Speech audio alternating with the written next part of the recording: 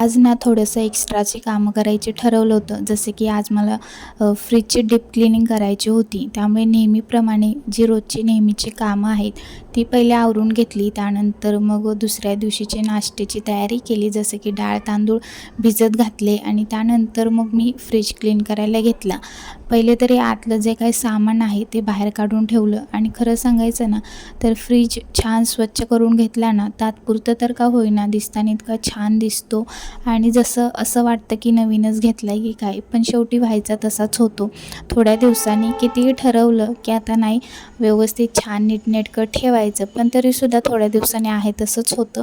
पण तात्पुरतं तरी का होईना, पण मनाला मात्र समाधान मिळतं स्वच्छ केल्यानंतर. पहिले तरी आतून फ्रीज छान स्वच्छ करून घेतला. असं हलक्याच्या सॉफ्ट स्क्रबनी घासून घेतलं तर इतकं नाही की स्क्रॅचेस पडतील असं.